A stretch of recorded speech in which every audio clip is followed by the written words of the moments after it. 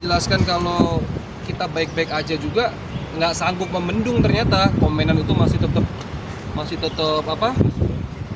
banyak banget, dan postingan-postingan di YouTube juga ada beberapa artikel yang dari videonya itu di-cut terus diposting di YouTube juga, ya udahlah, justru hitung buat kita hiburan lah. Cok, sedikit dong, emang soal apa sih YouTube-nya sampai akhirnya banyak yang nyerang gitu, Cok? Ngebahas apa nih? Jadi ya per detik ini atau detik kemarin kan banyak banget ya, semua pasti ingin mengejar traffic, makanya mengejar apa sih yang lagi rame, dan Bilar kan sekarang lagi rame ya. Dan gue sama tim bilang kalau apa nih yang harus kita angkat nih. Nah akhirnya dari tim itu mengangkat prestasinya orang-orang yang pernah berhubungan sama si Rizky Bilar. Nah ternyata dari sini kita belajar kalau kita tidak lagi membuat konten apa yang kita mau, nggak bisa. Berarti kita harus membuat konten apa yang penonton mau. Jadi sekarang ini ya justru hikmahnya kita lebih hati-hati dalam membuat konten. Berarti kita harus bikin konten apa yang penonton mau, udah nggak bisa lagi tuh. Itu sih. Tapi awal memang izin dulu ke Bilar apa seperti apa pas bikin konten itu? Belum. Dari awal sih memang nggak ada apa-apa sama Bilar, itu benar-benar nggak ada apa-apa. Malah justru ini menjadikan lelucon buat kita. Jadi kayak udah kita sengaja aja biar seolah-olah kita ribut, hitung-hitung bisa buat konten buat kita juga kan, gitu sih. Jadi itu permainan kita aja sih, nggak ada berantem-beranteman. Oh jadi video itu tuh berantem gitu ya, yang dipermasalahin sama orang-orang ya, netizen ya? Apa? Jadi di dalam video itu yang dipermasalahin tuh soal apanya sih? Nah itu dia, bingung kan?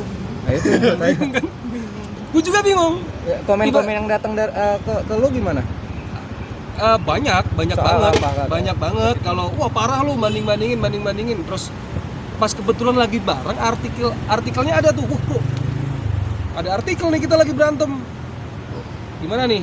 Ya kalau kita jelasin kan kita sempat jelasin sih. Pertama kita sempat jelasin kalau kita baik-baik aja, kita nggak ada berantem tuh. Udah, tapi ternyata nggak sanggup untuk membendung itu. Ya udah kita isengin sekalian. Udah deh. Seolah kita bikin berantem aja, bro. Hitung-hitung konten buat kita juga. Gitu sih. Sebenarnya nggak ada apa-apa. Tapi dari ketika banyaknya yang Apa? masuk komentar. Iya, yang dirasain, oh ternyata seperti ini ya, bulian sebuah netizen gitu. Nikmatin dan yang penting gue sama Bilarnya masih baik-baik aja, itu yang penting gue sama Bilar baik-baik aja, gue sama siapapun masih baik-baik aja. Kalau netizen ini kan nggak kelihatan lah pertemanan di sosial media, nggak kelihatan lah. Gue sih lebih mengamankan di kehidupan nyata gue. Tapi dari dirugikan juga nggak sih? Nggak sama sekali. Apalagi kalau Kenapa? lihat Lutfi Agizal ya, yang ketika komen aja banyak dihujat, lu aja cuman begitu doang, lu ngerasain juga apa yang Anjay. Emang boleh ngomong anjay? Boleh sih. Boleh lah. Iya kayak si Lutfi juga temen. Mungkin yang bawa Lutfi ke circle kita, ke circle yang ada Bilarnya juga, ya itu gua juga. Jadi ketika orang pada bully Lutfi, di situ gua nggak ngebully kan. Gua cuma nyari sendal di situ, sendal gua hilang. Gua taruh di kolom komentar, sendal hilang. Jadi untuk ngomongin masalah Lutfi, geli sendiri. Gue sebagai teman tuh geli gitu loh, nggak nyangka aja gitu. Gue deket sama dia, gue kenal sama dia, hal sereceh ini bisa serame ini tuh geli sendiri. Jadi ya begitulah. Tapi sebagai public figure juga teman-teman yang memang lagi banyak istilahnya kayak sensasi kali ya, melihat fenomena kayak gini tuh gimana sih? Ya itu dia. Jadi gue rasa sekarang para influence, para YouTubers, jadi di masa pandemik ini benar-benar kita dibukakan dengan sebuah traffic atau AdSense ya. Jadi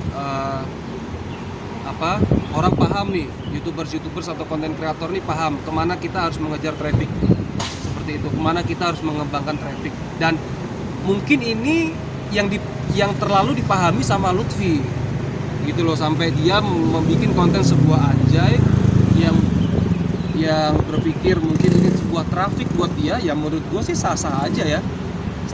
Tapi kalau tracking dari awal sampai akhir sih sebenarnya kata-kata itu kata-kata yang sebenarnya dipermasalahin juga nggak apa-apa, nggak dipermasalahin juga nggak apa-apa. Kalau gue sih gue udah ketemu Lutfi langsung berapa hari yang lalu ya, 4 hari yang lalu ya. Gue datang ke rumahnya, gue ngobrol sama dia, sempet prihatin juga ya Instagramnya hilang, apalagi buat YouTubers atau buat influencer itu kan Instagram bisa dijadikan pemasukan ya, pemasukan, dan kita juga prihatin juga kenapa bisa hilang. Kita juga sempat nasehatin lain kali kalau bikin konten itu memang bener-bener harus tahu dulu nih apa yang penonton mau baru kita bikin konten. Sekarang kita harus hati-hati sih.